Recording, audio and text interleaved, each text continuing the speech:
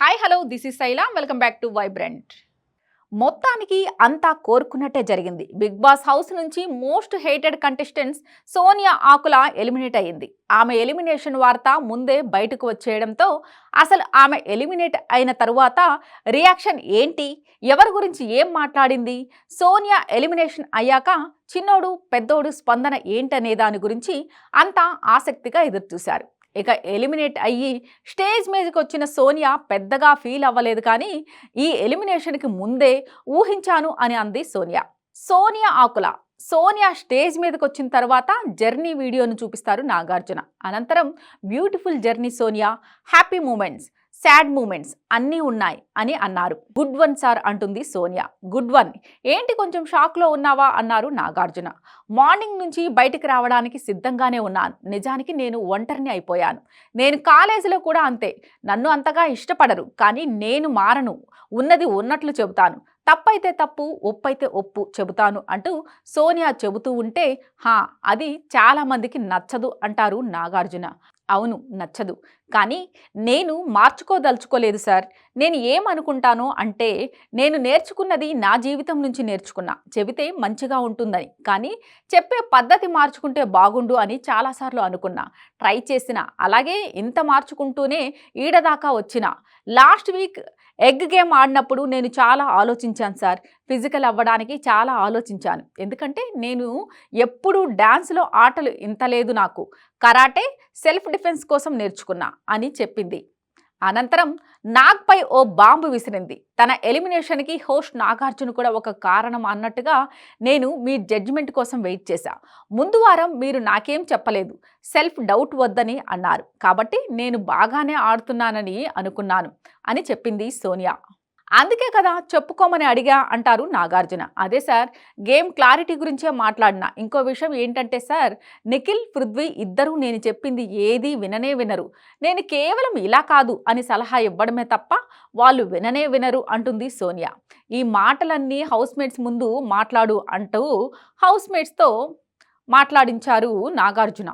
సీతు దగ్గర నుంచి స్టార్ట్ చేస్తే, విష్ణుతో ఒకటి, సీతుతో మొదటిలోనే నామినేషన్ చేశాను. వీళ్ళంతా క్లోజ్డ్. యష్మి అయినా కనీసం నన్ను అర్థం చేసుకోవడానికి ట్రై చేసింది, కానీ మిగిలిన వాళ్ళంతా, మరీ ముఖ్యంగా అమ్మాయిలంతా కలిసే టీమప్ అయ్యి చీఫ్ అప్పుడు కూడా నేను ఒంటరినై చూపించాను. ఎందుకో తెలియదు, ఒకటైతే ఉంది సార్, సీతు నిఖిల్ అండ్ పృథ్వీకి ప్రాధాన్యత ఇస్తూ ఉంటుంది. నిఖిల్ అండ్ పృథ్వీ వీళ్ళిద్దరేమో నాకు ప్రాధాన్యత ఇస్తారు. అందుకే వీళ్ళు అందరి కోసం అన్నట్లుగా ఉంటారు అంటుంది సోనియా. సో నిఖిల్ అండ్ పృథ్వీ మీరిద్దరే సమస్య అంటూనే నాగార్జున సోనియాతో, 5గురు ఆడవాళ్ళు నీ మాట వినడం లేదు అంటున్నావు, ఇంతేనా అంటారు. లేదు యష్మి, అలా కాదు. నామినేషన్లో తప్ప మిగిలినప్పుడు బాగానే ఉండేది నాతో. ప్రేరణ ఇప్పుడిప్పుడు ఈ వీక్ మారింది. ఒక విష్ణు, ప్రేరణ ఇద్దరు క్లోజ్ కాబట్టి ఒకరిని ఒకరు ప్రభావితం చేసుకున్నారంతే అంటుంది సోనియా. నువ్వు అదే మాట అంటున్నావు వాళ్ళ గురించి, వాళ్ళు నీ గురించి అదే అంటున్నారు. వాళ్లకు ఏం కనిపిస్తుందో అదే నమ్ముతారు కదా, అదే జరిగింది అన్నారు నాగార్జున. సరే, ఒక చిన్న గేమ్ ఆడదాం. నీ వెనుక మహా తాళి ఉంది. ఇందులో 6 రకాలను ఎంచుకో. హౌస్మేట్స్లో ఎవరికి ఏ ఐటెం చెందుతుందో చెప్పు అంటారు నాగార్జున.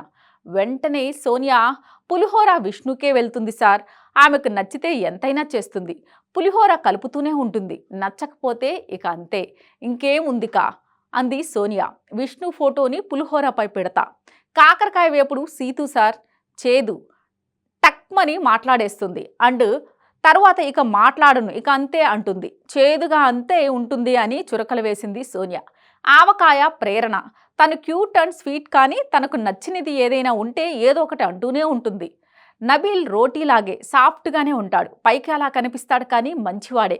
కేవలం నామినేషన్లో అలా ఉంటాడు, కానీ తాను చాలా సాఫ్ట్ సార్ అంటుంది సోనియా. పాయసం పృథ్వీ, తనను అంతా ఇష్టపడుతుంటారు. అలాగే నిఖిల్ అన్నం లెక్క, అన్నం లేకపోతే ఏం లేదు అంటే, అక్కడ నువ్వు లేకపోతే ఏ మ్యాటర్ లేదు ఆడ.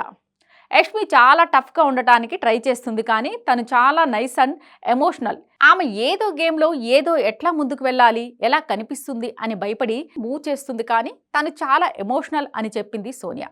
అప్పడం నైనిక, అప్పడం అంటే త్వరగా సులువుగా విరిగిపోతుంది. మెంటల్ స్ట్రెంగ్త్ కావాలి తనకి. వీళ్ళు ఏమనుకుంటారు, అలా అనుకోకు నైనిక అంటుంది సోనియా.